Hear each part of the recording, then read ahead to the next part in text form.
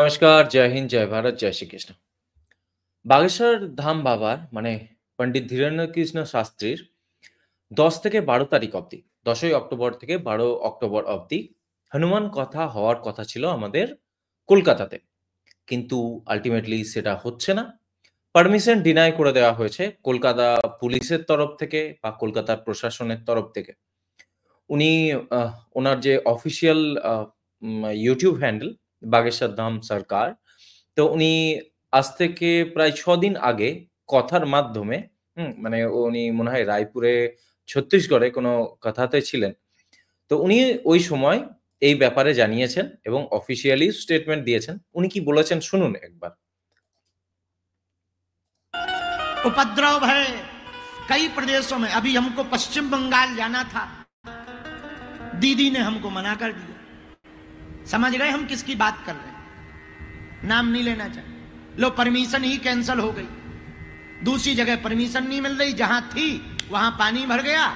तो किसी ने कहा आप क्या कहोगे? हम कहा क्या कहना है, थैंक यू बोल देना। पर इसका मतलब ये थोड़ी हम अपना कार्य छोड़ दें। दीदी जब तक है तब तक नहीं जाएंगे, दादा आएगा तो जाएंगे। तो भगवान करे दीदी बनी रहे, हमें उनसे भी कोई बुराई नहीं है, लेकिन बुद्धि ठीक रखें, धर्म के खिलाफ ना रहें।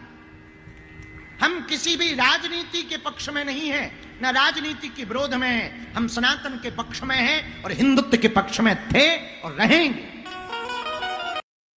ওকে, তো তাহলে শুনলেন উনি কি বলছেন। উনি বলছেন যে পশ্চিমবঙ্গে ওনার যে কথার যে ইয়ে ছিল, মানে যে স্থানে কথা হওয়ার ব্যাপার ছিল, মেইনলি ব্রিগেড ময়দানে মনে হয়। তো সেখানে নাকি জল ঢুকে গেছে, মানে জল ভরে গেছে। কিছুদিন আগে কলকাতাতে আমাদের যে ইয়ে হয় না, দেখেই তো ছিলেন যে বন্যার মতো পরিস্থিতি হয়েছিল। তো তারপরে ওখানকার পারমিশন তো হলো না। অন্য আরেক জায়গা অল্টারনেট জায়গা ছিল। তো সেখানেরও পারমিশন দেয়নি। কলকাতা পুলিশ হোক বা পশ্চিমবঙ্গের অথরিটি হোক, পারমিশন দেয়নি। তো ওনার কাছে যখন অর্গানাইজাররা এটা বলল, তো উনি বলছেন যে কি বলবো, দিদিকে থ্যাংক ইউ বলে দেবে। দিদি আছে তো এখন যাব না। যেদিন দাদার সরকার আসছে, তো যখন দাদার সরকার আসবে তখন যাব। উনি ক্লিয়ার সন্দেশ দিলেন কিন্তু, বা উনি ওনার নজর বা উনি যেদিকে সংকেতটা দিতে চাইলেন সেটা নিশ্চয়ই বুঝতে পেরেছেন আশা করি। কারণ উনি এমন কোনো স্টেটমেন্ট দেননি যেটা বোঝা যাবে না উনি কোন দিকে ইশারা করেছেন। সেটা আপনারা তো অন্তত আমার দর্শক যারা আছেন তারা বুঝতে পেরেছে। ওকে, তো তাহলে যেখানে পুরো কথা হওয়ার মানে হনুমান কথা হওয়ার, বজরংবলীর কথা হওয়ার ব্যাপার ছিল, যেখানে পুরো পোস্টার লেগে গেছিল। দেখুন, আমি অন্য জায়গার জানি না। আমি কেবলমাত্র কেষ্টপুরের যে ফ্লাইওভার আছে, সো ফ্লাইওভারে যেতে আসতে আমি দেখেছি ওখানে বড় করে ব্যানার লাগানো ছিল। সো পোস্টার, ব্যানার সমস্ত মানে লেগে গেছিল। আজকে ১১ই অক্টোবর, ১০ই অক্টোবর থেকে ১২ই অক্টোবর অবধি কথা হওয়ার ব্যাপার ছিল। মানে আজকে ধরুন কথা চলতো, যদি পারমিশন হয়ে যেত তো তাহলে আজকে কথা চলতো। তো দেয়া তো হয়নি, বুঝতেই পারছেন, এবং ফর অবভিয়াস রিজন। কারণ যিনি ধীরেন্দ্র কৃষ্ণ শাস্ত্রী, উনি কিসের জন্য ফেমাস? এক হচ্ছে যে হিন্দুত্বের জন্য, মানে ইয়াং জেনারেশনকে ইউনাইট করার জন্য ওনার কথা এই যুব সমাজ বা আমাদের बागेश्वर धाम की খুব শোনে, ওনার কথাতে খুব অনুপ্রাণিত হয়। তো ইয়াং জেনারেশন ওনাকে খুব ভালোবাসে, পছন্দ করে। ওনার কথাতে খুব মানে অনুপ্রাণিত হচ্ছে। তো এক তো ঠিক আছে, এটা একটা ইউনাইটিং ফ্যাক্টর। এছাড়াও উনি যে কাজটা করেন সেটা উনি ঘর ওয়াপসি করান। যারা ধর্মান্তরণ করেছে বা অন্য ধর্মে গিয়ে মানে নিজের ধর্ম বদলে গিয়ে হিন্দু ধর্ম থেকে অন্য ধর্মে চলে গেছে, সে খ্রিস্টান হোক বা ইসলাম হোক, তো তাদেরকে হিন্দু ধর্মে আবার ফিরিয়ে নিয়ে আসেন। মানে ধর্মান্তরণকে থামান বা উনি ঘর ওয়াপসি করান। তো এটা দুটোই কিন্তু আমাদের পশ্চিমবঙ্গের সরকার বা মমতা ব্যানার্জির সরকারের জন্য প্রবলেমেটিক ব্যাপার। বুঝতেই পারছেন ওনার সরকার কোন ভোট ব্যাংক বা কাদের উপরের টিকে আছে বা কাদের সরকার ওটা। তো উনি ওনার অফিসিয়াল টুইটার হ্যান্ডেলস থেকেও, বাগেশ্বর ধাম সরকারের টুইটার হ্যান্ডেলস থেকেও উনি স্টেটমেন্ট দিয়েছেন। উনি কি বলেছেন একটু শুনে নিন। क्षोभ भी है, परंतु भगवान की रजा में राजी। 10, 11 और 12 अक्टूबर को कोलकाता में जो श्री हनुमान जी का 3 दिवसीय चरित्र का गुणगान होना था, अत्यधिक बारिश और अज्ञात कारणों से उसको स्थगित किया गया। कालांतर में पुनः कोलकाता आएंगे और हनुमान जी का चरित्र सुनाएंगे।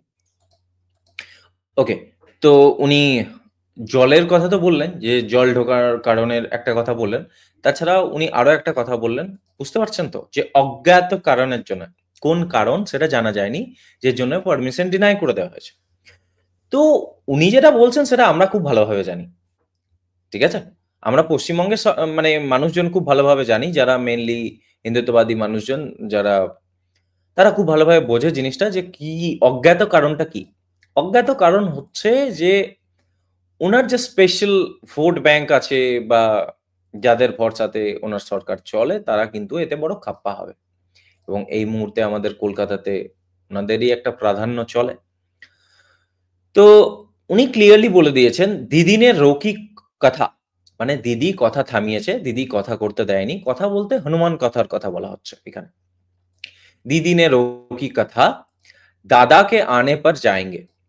তো দাদার সরকার যখন 26-এ আসবে তখন যাব।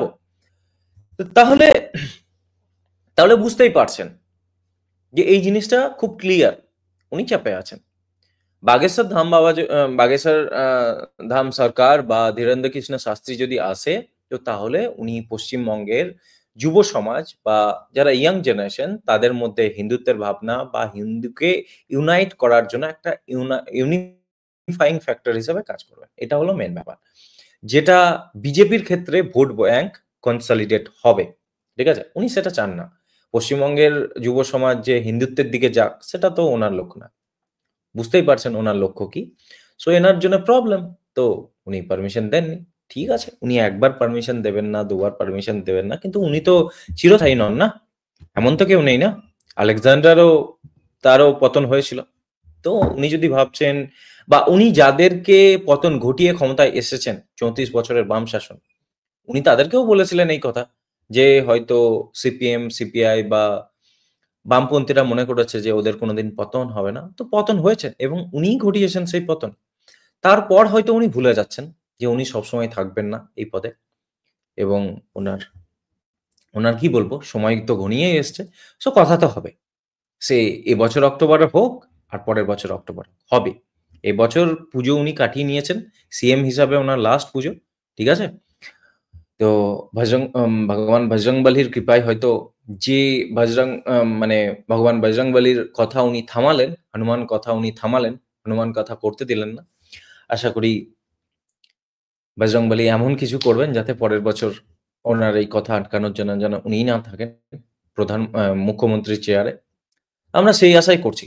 আসলে ব্যাপারটা তো বুঝতেই পারলেন আপনারা, যে কি হলো এবং কি জন্য পারমিশন ডিনাই করা হলো।